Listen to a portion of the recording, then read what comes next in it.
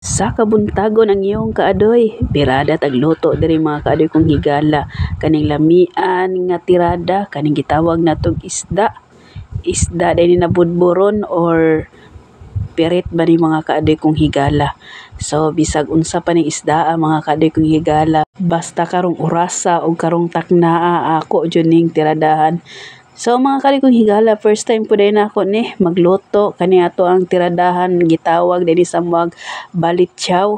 Pero gata ra gyapon mga kaadoy kong higala. First time na ako nagluto mga kaadoy kong higala kay dugay na pud ko no. Nangandoy ani nga gusto pud ko motirada og motilaw ani kanang ako yung pagkatimplada. So ako sa danang hiwa-hiwa mga kaadoy kong higala no, pero mga limpyo na mga kaadoy kong higala, ready to cook na. So pinaaptik na itong mga lamas dira nga di basta-basta. Ahos, bombay, luya, giubanan pud aning gitawag natong kulikot. Naapoy paminta. So tiradahan nato asin bitsin. Mura ba dyan itong tirada dahil mga kaadoy kong higala no. Napo din na gamay nga magic sarap para tinuod nga mo magic o masarap. Grabe po na ako excited ang mga kaadoy kong higala no. Kanilagi magluto-luto ta makaingon ta.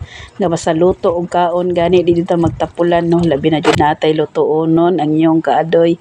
Always yun gabirada. Pinaaptik na bukal kanya to ang paksiw. Gipaksiw sa dako ng mga kaadoy kong higala no. Para lami jud ang pagkantimplada mao po niya ang proseso. Para lami jud ang timplada mga kaadoy kong higala.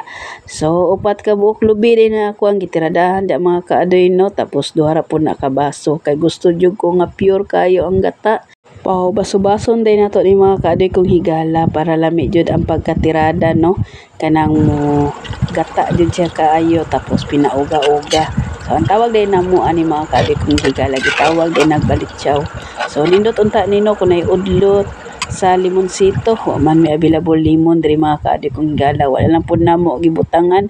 So medyo uga-uga na mga kaadoy kong higala, ready na ni arang nang humuta kanitong lamian nga resipe karong kabuntagon. Sa walay pagduha-duha motirada na tagpamahaw diring dapita. So arang humuta mga kaadoy kong higala. So mga kaadoy kong higala no, mga 5 pud namo ni kaadlaw mahurot gibutang pud nako na sa balunan kay kung magkaon mi wala nang init-initon. Bugha na pong bahaw ani mga kaadoy kong higala. Perti jud ning lamia o ganado ta mukaon ani.